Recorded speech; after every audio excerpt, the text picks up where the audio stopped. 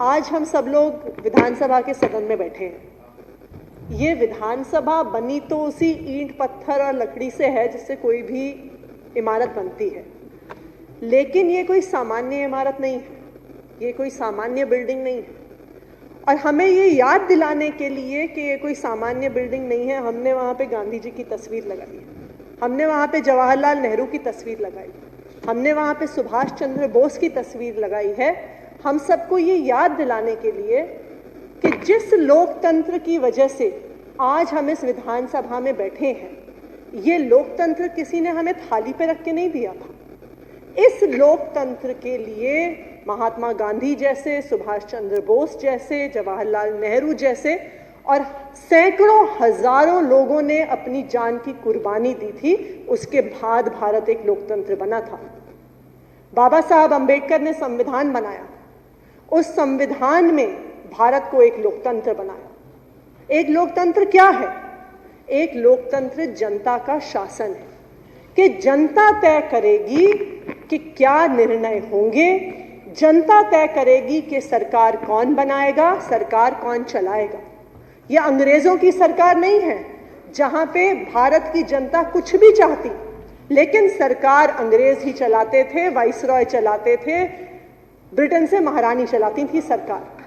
आज भारत लोकतंत्र है, लेकिन समस्या क्या है कि हालांकि इस सदन में गांधी जी की फोटो भी लगी हुई है, जवाहरलाल नेहरू की, सुभाष चंद्र बोस की, हमारी जो भाजपा के साथ मैं मानती हूं संसद में भी लगी हुई है इन सब की फोटो, लेकिन हमारे जो भाजपा के साथी हैं, कुछ यहाँ पे बैठे हैं, कुछ संसद में बैठे हैं, इस लोकतंत्र में इनका विश्वास नहीं है। ये इनकी समस्या है।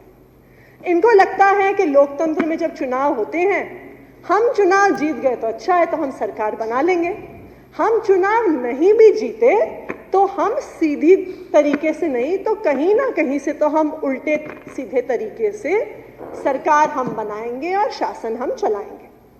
और मैं ऐसे दिल्ली की बात नहीं कर रही, आप भाजपा का ट्रैक रिकॉर्ड राज्य दर राज्य में देखिए, जहां पे ये चुनाव नहीं जीतते, जहां पे ये चुनाव नहीं जीतते वहां पर हमने गोवा में देखा, हमने कर्नाटका में देखा, हमने मणिपुर में देखा, हमने अभी मध्य प्रदेश में देखा कि भाजपा को इससे कोई फर्क नहीं पड़ता है कि वो चुनाव जीते या ना जीते। वो चुनाव जीत जाते हैं तो सरकार बनाते हैं, चुनाव नहीं जीतते तो विधायक खरीद के सरकार बना लेते हैं। क्योंकि इन सारे राज्यों में भाजपा तो चुनाव जीती नहीं थी, जीती तो और पार्टियां थी। डेमोक्रेटिक मैंडेट किसी और पार्टी को मिलता है, लेकिन जो अभी मनीष जी सुबह कह रहे थे कि देखिए 6 बजे के बाद बिल पढ़ने का टाइम तो होता नहीं है, क्योंकि भाजपा वालों को लगता है कि शाम को तो विधायक खरीदने का समय है। तो भाजपा की समस्या ये है कि इनका लोकतंत्र पे विश्वास नहीं है। अच्छा, दिल्ली में क्या हो गया?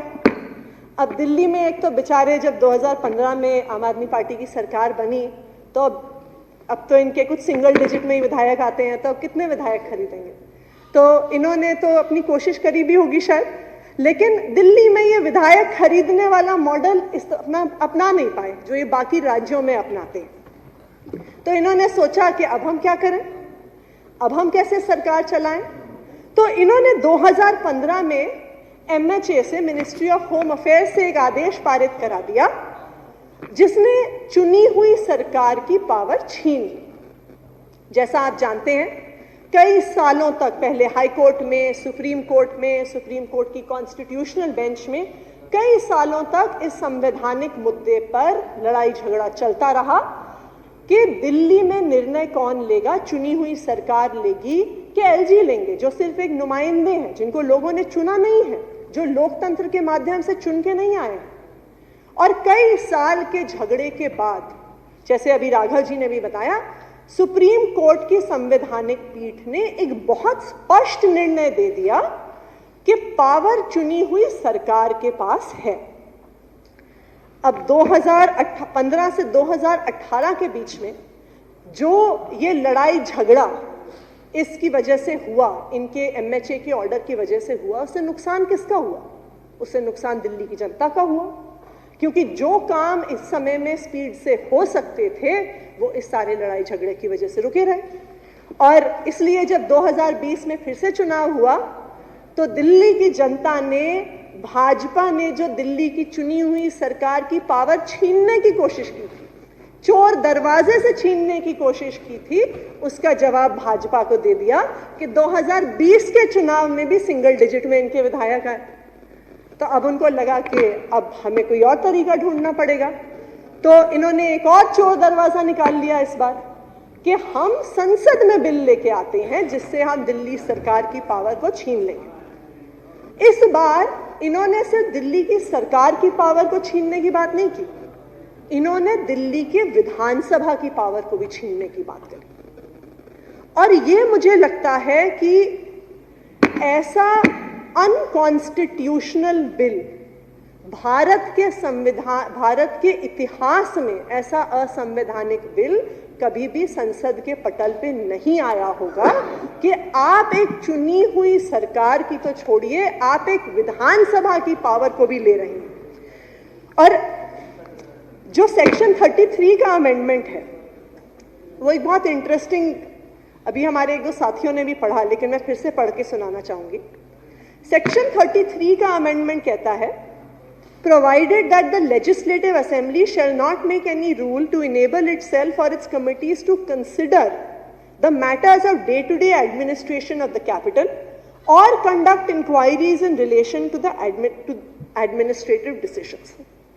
मैं आपसे जानना चाहूंगी अध्यक्ष महोदय कि अगर ये विधानसभा दिल्ली से जुड़े हुए मामलों को कंसिडर नहीं करेगी, उन पर चर्चा नहीं करेगी, उन पर बहस नहीं करेगी, उन पर इंक्वायरी नहीं करेगी, तो किस मुद्दे पे करेगी?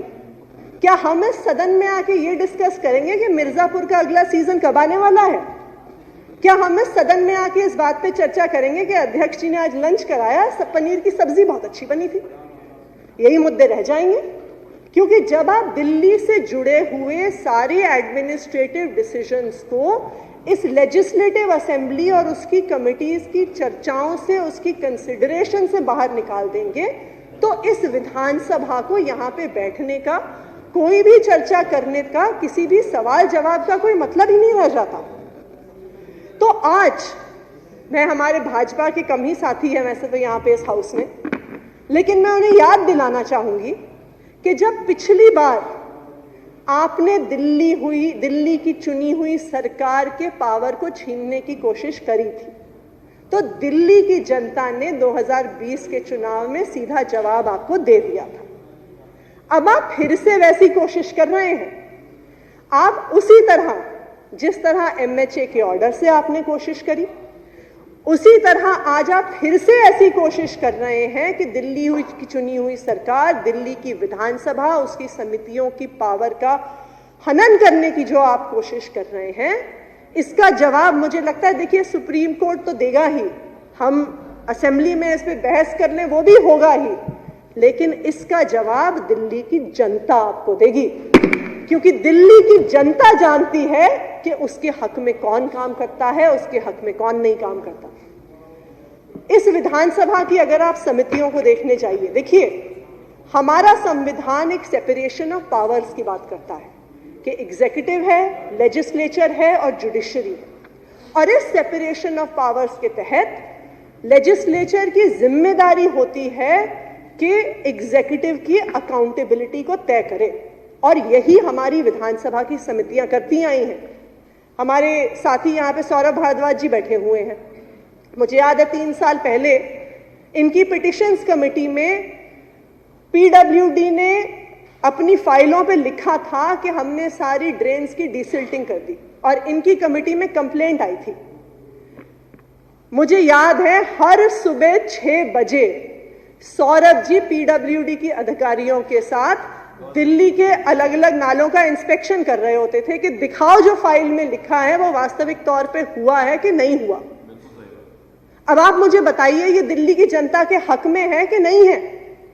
अफसरों ने, हमारे एग्जीक्यूटिव ने, हमारे ब्यूरोक्रेटिक एग्जीक्यूटिव ने फाइल पे लिख दिया कि सारे नालों की डिसिल्टिंग हो गई है, लेकिन ये हर बार जब वहां पर जाते थे तो ये सवाल उठाते थे, ये प्लास्टिक कहां से आया, ये कूड़ा कहां से आया। अगर वो विधानसभा की समिति सवाल नहीं उठाएगी तो नुकसान किसका होगा? दिल्ली की जनता का होगा।